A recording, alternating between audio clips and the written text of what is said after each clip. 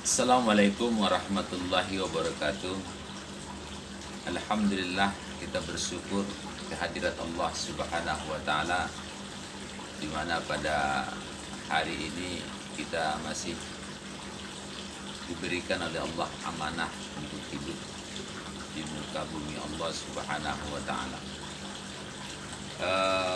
Hari ini kita coba untuk membahas satu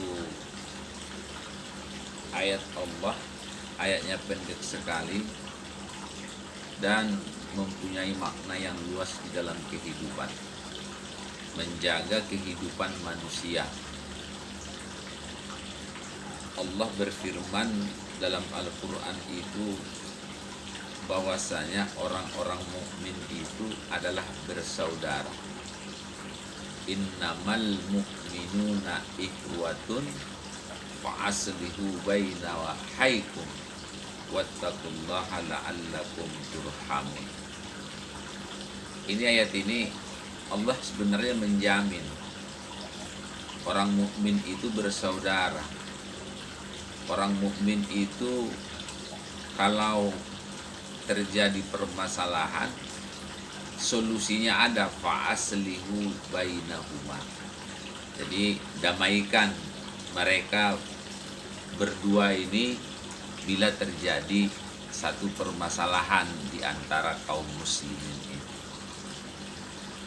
Saudara-saudara kaum muslimin, kenapa ini saya angkat? Karena orang muslim di Indonesia adalah mayoritas.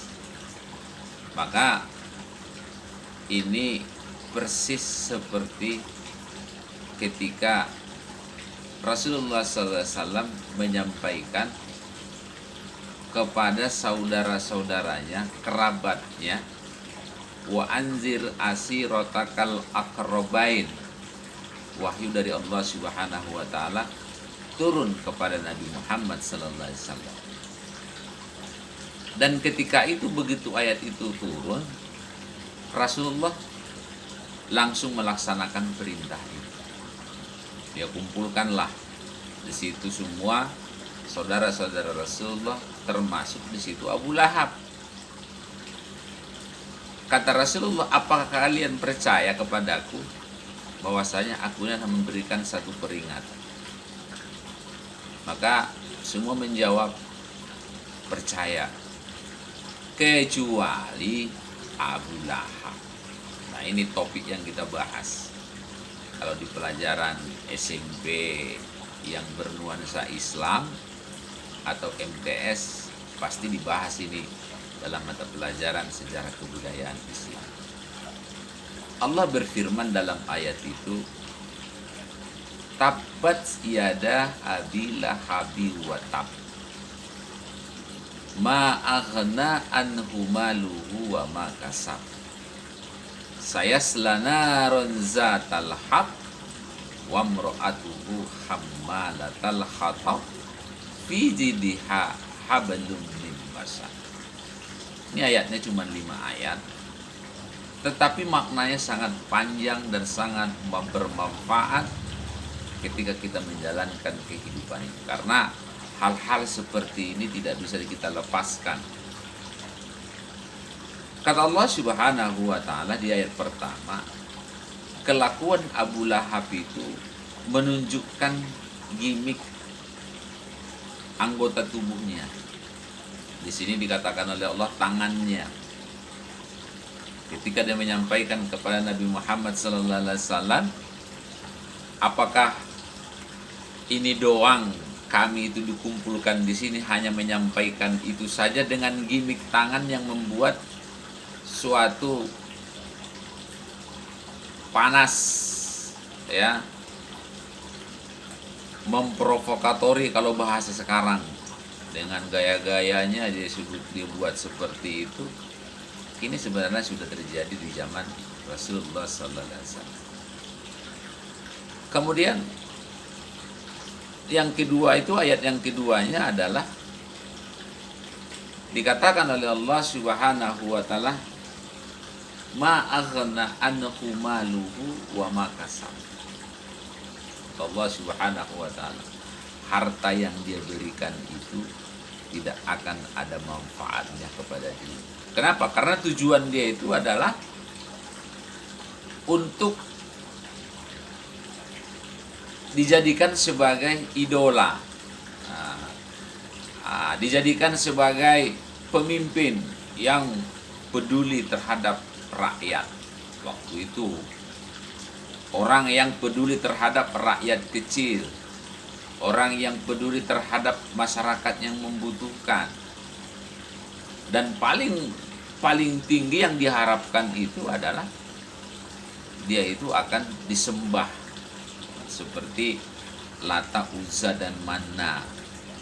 Karena mereka-mereka ini sama, tujuannya adalah memberikan itu kepada orang yang tidak mampu, itu bukan karena niatnya kepada Allah Subhanahu wa taala, tapi adalah untuk mendapatkan pujian. Kemudian dalam ayat selanjutnya juga bahwasanya itu akan dijamin oleh Allah, suami istri itu masuk api neraka. Ya, ini adalah akibat perbuatan Abu Lahab yang menyombongkan diri. Dan yang terakhir dalam ayat itu kata Allah Subhanahu wa taala, dikalungkan di dalam lehernya tali yang merupakan sebagai tanda bahwasanya dia adalah sebagai penyebar hasad. Nah ini saudara-saudara kaum muslimin, perlu kita pahami, kita sebagai orang yang beriman kepada Allah, kita harus waspadai, karena sekarang ini banyak Abu Lahab yang muncul, yaitu begitu ada ustadz menyampaikan satu kebenaran, maka disampaikanlah ustadz itu adalah ustadz yang sekarang kita dengar ada bahasa radikal. Ustadz itu menyampaikan yang betul-betul suatu kebaikan, mengajak kebaikan.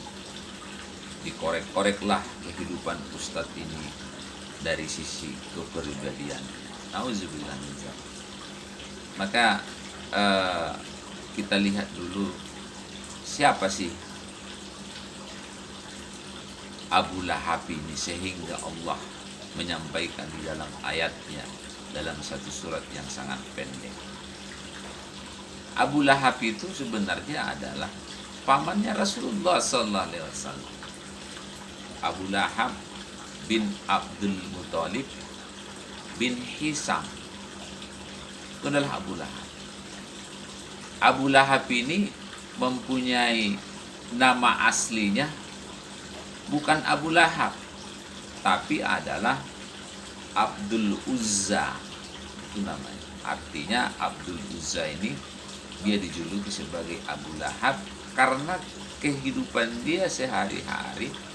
Abu Lahab ini adalah orang yang mukanya itu tertawa terus, mukanya itu bercahaya, mukanya itu menyala, sehingga dia gelar dengan Abu Lahab. Beda dengan Abu Jahal.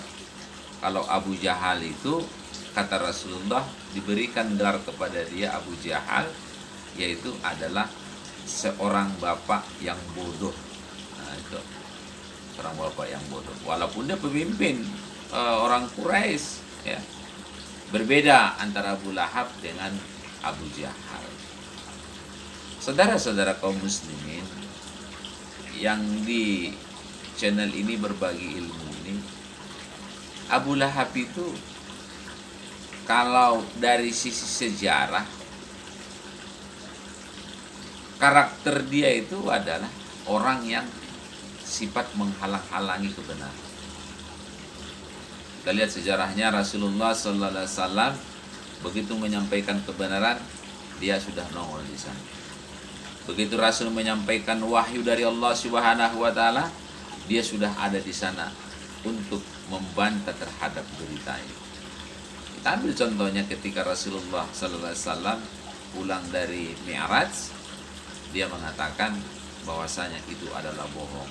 Sampai-sampai mereka untuk mencari kebenaran itu betul tidak Rasulullah itu Mi'raj, maka mereka berhadapan dengan Abu Bakar Siddiq.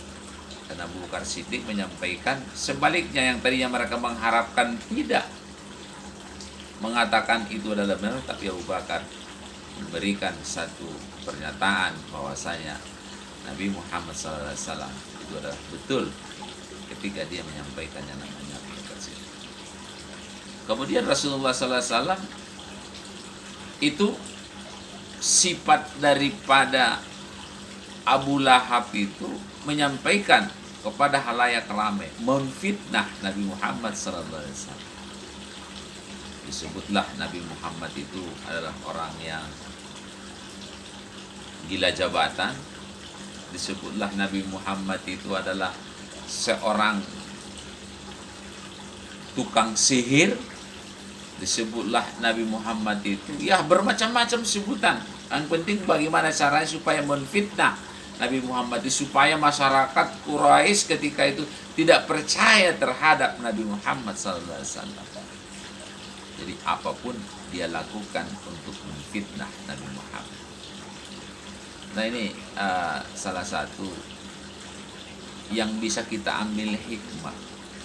Sekarang di Republik kita ini, na'udzubillah, seperti saya sampaikan di awal, banyak sekali sekarang orang-orang yang dulunya dilarang oleh Allah Subhanahu wa Ta'ala, sampai sekarang ini dulunya dipraktekkan oleh orang-orang jahiliyah. Abu Lahab CS itu sudah sekarang dilaksanakan oleh manusia yang katanya dia adalah seorang Islam. Jadi ini harus kita pahami dan harus kita mengerti. Yang jelas kita itu adalah orang yang bersaudara. Jadi jangan mau diadu domba, ya. Jangan sampai kita ikut-ikutan di dalam hal melaksanakan fitnah menfitnah di Republik Indonesia yang kita cintai. Karena kata Allah, itulah salah satu yang membuat suatu perpecahan di kalangan masyarakat ini. Tidak ada yang lain. Tidak ada yang lain. Jadi salah satu di antaranya yang membuat perpecahan belah itu adalah karena fitnah. Jadi menfitnah seseorang itu tidak boleh. Jadi itu adalah hukumnya adalah haram dan dia jatuh kepada zalimun, kata Allah Subhanahu wa Ta'ala. Ya ayyuhalladzina amanu la yaskhar qaumum min qaumin. Jadi satu kaum dengan satu kaum dilarang untuk memfitnah. Wala talmizu anfusakum wala tanabazu bil alqab bi'sal ismul fusuqu ba'dal iman wa man lam yatub fa ulaika humuz zalimun, kata Allah Subhanahu wa Ta'ala. Jadi orang yang seperti itu, orang yang menfitnah, orang yang dendam, orang yang munafik, itu akan seperti dia nanti memakan nanti bangkai saudaranya sendiri. Dan itu langsung diperlihatkan oleh Allah Subhanahu wa Ta'ala ketika Abu Lahab 3 hari lagi mau meninggal dunia. Dia sudah dikenakan oleh Allah sanksi, yaitu dengan mendapatkan penyakit kusta, sehingga bau busuk dari badannya itu orang lain juga nggak mau mendekati kepada dia. Dan setelah dia meninggal dunia pun orang lain nggak mau menguburkannya. Sampai 3 hari, sampai 7 hari dibiarkan orang. Tapi karena demi kemanusiaan, dikuburkanlah itu Abu Lahab. Nah, inilah akibat dari perbuatan-perbuatan yang digambarkan di dalam surat Al-Lahab itu sendiri. Jadi ini merupakan sebagai motivasi bagi kita. Mari kita berbuat baik. Mari kita jauhkan sifat-sifat hal-hal yang seperti yang digambarkan dalam surat Al-Lahab itu. InsyaAllah kalau kita jauhkan, kita akan mendapatkan ketenteraman, tenteram kita di dunia, nanti juga di yaumil akhir akan kita termasuk orang-orang yang bertakwa kepada Allah Subhanahu wa Ta'ala. Itu saja barangkali yang dapat saya sampaikan, mudah-mudahan bermanfaat khususnya anak-anakku sekalian, belajar yang serius Jangan jadikan penghalang corona ini jadi malas, ya. Aturannya kita jadikan ini sebagai untuk lebih menyemangati diri kita, ya.